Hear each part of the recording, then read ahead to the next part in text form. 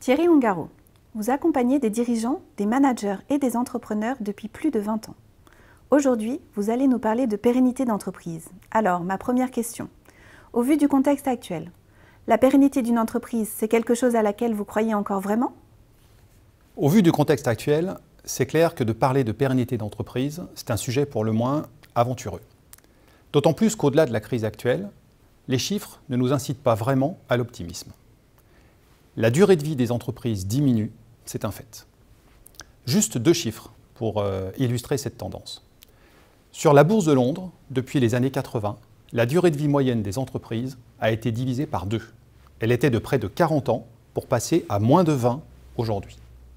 Et ici, en Suisse, sur 100 entreprises qui vont se créer aujourd'hui, seules 50 fêteront leurs 5 ans. Alors, ce n'est pas réjouissant tout cela, je vous le concède. Mais il y a quand même une bonne nouvelle. C'est que les entreprises qui durent ont des caractéristiques communes. Et ces caractéristiques communes peuvent être appliquées ici et maintenant par nos chefs d'entreprise et dirigeants en Suisse romande. Ces caractéristiques communes, j'imagine que vous les avez étudiées. Alors, quelles sont-elles? Oui, nous les avons étudiées. Et derrière chaque entreprise qui dure, on retrouve toujours de l'agilité, de l'initiative, de l'audace et du panache. Mais pas seulement. On retrouve aussi des bonnes pratiques managériales, d'organisation et de business, qu'il est possible de regrouper en 3 piliers fondamentaux. Derrière chaque entreprise qui dure, on retrouve toujours une organisation cohérente, une proposition de valeur qui sait rester attractive et une capacité à réinvestir avec pertinence les profits dégagés. Intéressant. Mais alors, pourquoi est-il si difficile d'appliquer ces principes dans la durée? Eh bien parce que le monde dans lequel l'entreprise évolue, et le monde tout court, est de plus en plus VICA. Alors VICA, c'est un acronyme inventé par l'armée américaine durant la guerre froide qui permettait de qualifier le niveau de volatilité, d'incertitude, de complexité et d'ambiguïté auxquels étaient confrontées les troupes sur le terrain. Et en entreprise, face à des situations de plus en plus VICA, on n'adopte pas toujours les bons comportements. Par exemple, face à une situation volatile, on a peur. Et quand on a peur, on a tendance à se replier sur ce qu'on a toujours fait. Face à une situation incertaine, c'est le doute qui nous envahit. Et quand on doute, on n'est pas toujours apte à prendre la bonne décision. Face à une situation complexe, on cherche toujours à la trivialiser. Et on recherche en vain le facteur unique qui expliquera le tout. Et enfin, face à l'ambiguïté, on se sent paralysé. Et on se perd en collecte et en analyse de données. Donc si je comprends bien, le monde est de plus en plus VICA et les entreprises durent de moins en moins longtemps. Mais il y en a quand même qui durent. Alors comment font-elles?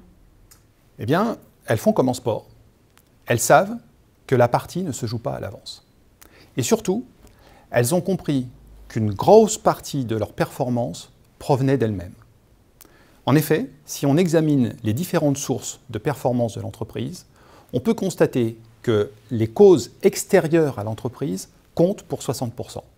Par exemple, le positionnement concurrentiel, les caractéristiques de l'industrie dans lesquelles l'entreprise évolue, ou bien les conditions macroéconomiques. Le reste des 40% provient de l'intérieur de l'entreprise. Et j'imagine que derrière ces 40%, on retrouve les 3 piliers dont vous nous avez parlé tout à l'heure? Oui, en effet, rappelez-vous, derrière chaque entreprise qui dure, on retrouve toujours une organisation cohérente, une proposition de valeur qui reste attractive et une capacité à réinvestir les profits avec pertinence. Parmi ces 3 piliers, lequel est le plus important à vos yeux? Alors, les 3 sont importants, bien sûr. Et il est essentiel de pouvoir les mettre, les 3, en application. Mais mon cœur de métier, c'est l'organisation des entreprises. Donc, je vais vous parler du premier pilier. À mes yeux, c'est celui sur lequel repose la plus grosse partie de la pérennité de l'entreprise. Et à ce titre, il est essentiel que votre organisation puisse allier stabilité et vitesse. La stabilité provient d'un modèle d'organisation cohérent avec ce qu'est vraiment votre entreprise. On n'organise pas de la même façon un centre d'appel, un hôpital ou un cabinet d'architecte.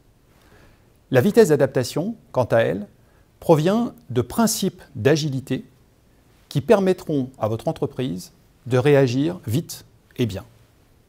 Moins de règles, moins de niveaux hiérarchiques à plusieurs étages, moins de cloisonnement, moins de comités en tout genre, mais plus de sens, plus de responsabilisation assumée, plus d'autonomie et plus de volonté collective d'aller au-delà de ce qu'on sait faire déjà. En fait, il faut une certaine dose de confiance et de lâcher-prise pour oser l'agilité. Et il faut une certaine dose de courage et de la suite dans les idées pour oser la stabilité.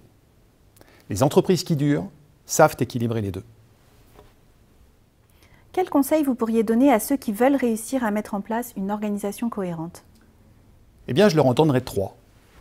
Le premier, c'est de toujours considérer que l'organisation n'est pas une fin en soi. C'est un moyen.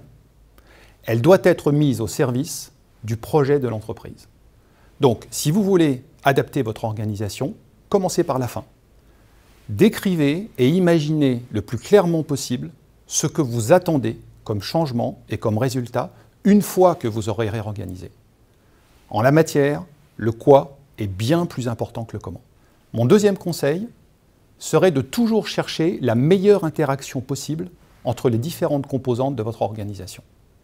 Je m'explique. Une organisation, finalement, c'est quoi? Ce sont des gens qui ont des choses à faire d'une certaine façon en utilisant des outils ou des moyens qu'on met à leur disposition. Le plus important, c'est de garder le tout cohérent. La qualité des interactions est bien plus puissante que la qualité de l'une ou l'autre de ces composantes.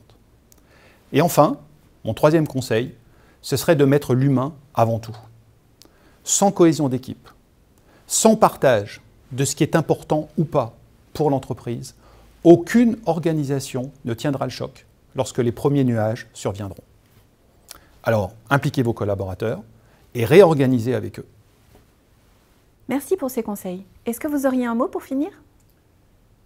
Alors, plusieurs mots peut-être, parce que j'ai dit beaucoup de choses et on a brassé pas mal de notions.